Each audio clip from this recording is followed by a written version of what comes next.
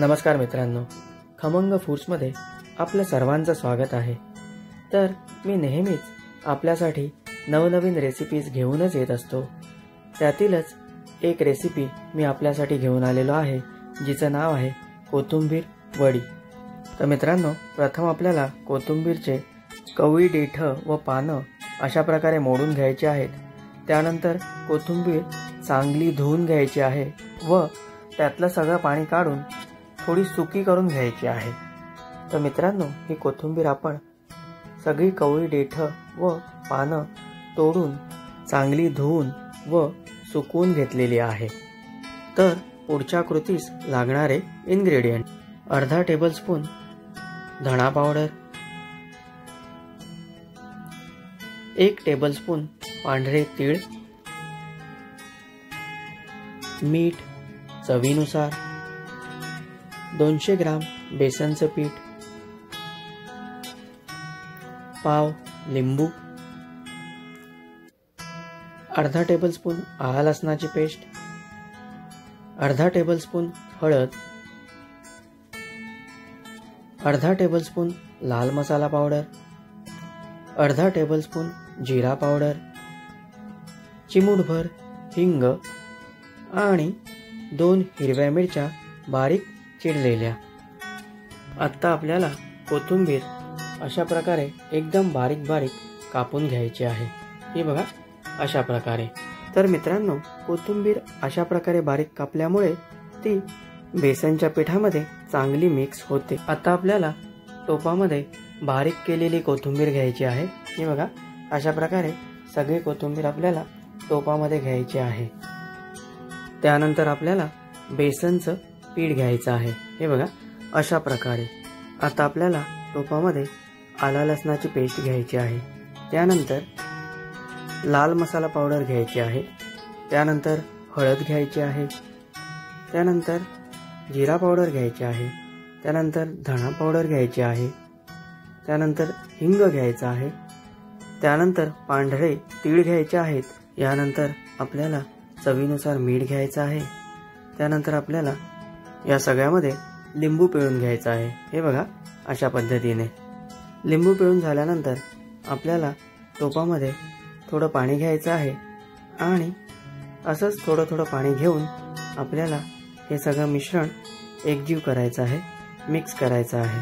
हे बघा मित्रांनो, आपल्याला अशाच प्रकारे कोथिंबीर व बेसनच्या पिठाचं मिश्रण चांगलं मिक्स करून घ्यायचं आहे।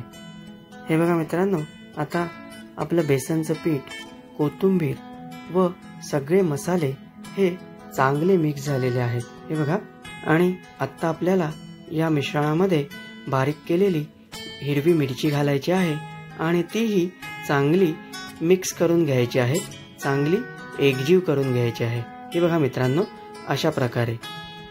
आणि मित्रांनो, आपल्याला हे मिश्रण जर पातळ वाटलं तर ह्याच्यामध्ये आपण आणखीन बेसनचं पीठ किंवा तांदळाचं पीठ घालू शकतो।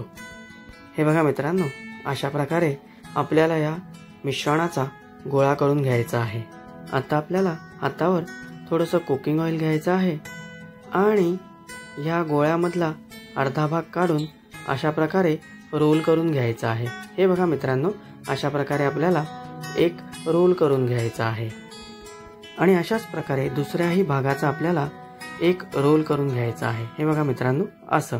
आणि आता आपल्याला चाळणीला थोडं तेल लावायचं आहे आणि हे दोन्हीही गोळे चाळणीमध्ये ठेवायचे आहेत। आता आपल्याला कुकर गॅसवर ठेवायचा आहे आणि कुकरमध्ये 2 ते 3 ग्लास पाणी घ्यायचं आहे। त्यानंतर गॅस ऑन करायचा आहे आणि त्यानंतर आपल्याला ही चाळण कुकरवर ठेवायची आहे व चाळणीवर झाकण ठेवून हे दोन्हीही रोल्स 10 मिनिटं वाफेवर शिजवायचे आहेत। 10 मिनिटं झाल्यानंतर आपल्याला झाकण उघडायचं आहे आणि हे रोल्स 5 ते 7 मिनिटं थंड करत ठेवायचे आहेत। आता हे दोन्हीही रोल्स थंड झालेले आहेत, तर आता आपल्याला यांना कापून घ्यायचं आहे।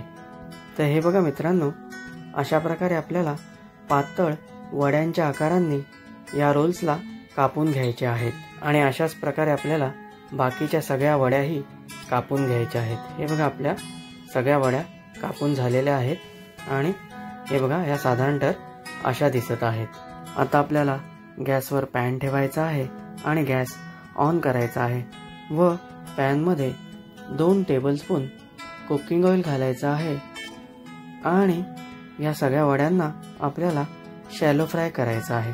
तर मित्रांनो, या वड्या आपण डीप फ्रायही करू शकतो, तर आपण इथे शॅलो फ्राय करतोय।